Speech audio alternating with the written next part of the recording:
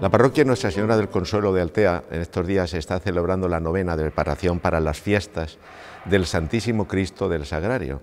Y sin duda que cuando miramos al crucificado, sin duda una de las primeras imágenes, de las primeras ideas que nos surgen es ¿por qué ha muerto en la cruz un hombre inocente?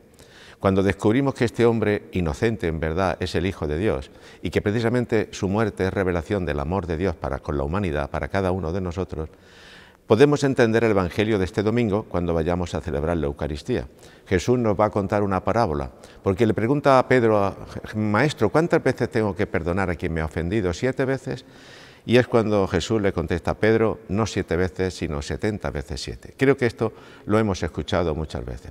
Este es el hecho y esta es la realidad. Cristo ha muerto en la cruz para darnos la posibilidad de amarnos los unos a los otros. Pero creo que lo tenemos muy claro. Sabemos que el amor forma parte de la vida cristiana. Sabemos que el perdón es condición sine qua non de nuestra vida de fe. Pero una cosa es la teoría, el saberlo, y otra cosa es la práctica. Es decir, de hecho, perdonar a quien nos ha ofendido. Alguno puede decir, eso es imposible. Otros pueden decir, hay que ser muy tonto para ser bueno, dicen otros. Mirad, cuando Jesús nos presenta en el Evangelio que podemos perdonar hasta 70 veces 7, es porque de hecho podemos perdonar a quien nos ha ofendido, incluso gravemente. ¿Pero en qué condiciones? Y este es el secreto, si queréis, y esta es la piedra de toque.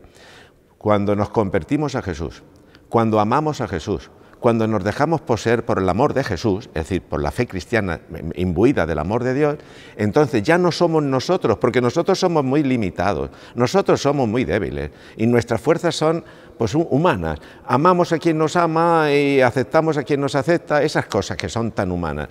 Pero amar a quien no me quiere, ¿quién puede con sus fuerzas humanas hacer eso?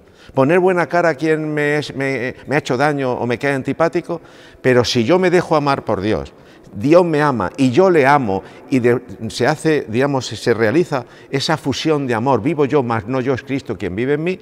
Es el amor de Dios el que me hace posible amar a los demás. Por eso, por el espíritu de conversión, dejando el pecado, dejando el mal, y cuando Dios vive en nosotros, con la fuerza del amor de Dios podemos perdonar a los demás.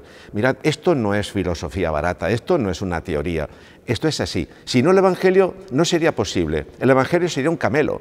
La predicación de la Iglesia no tendría ningún sentido. Jesús nos hubiera propuesto un mensaje, incluso nos hubiera hecho una propuesta inalcanzable. Por eso en este domingo, ¿cuántas veces tengo que perdonar? Maestro, le pregunta Pedro, ¿cuántas veces tengo que perdonar yo a quien me ha ofendido? Yo os diría que pusiéramos cara, de verdad, a las personas que quizá a lo mejor nos caen mal. Pusiéramos cara y rostro a las personas que nos han hecho daño. Pusiéramos cara, rostro en aquellos acontecimientos donde hemos salido a veces con dolor, hemos ido experimentando el fracaso y alguien nos ha hecho daño.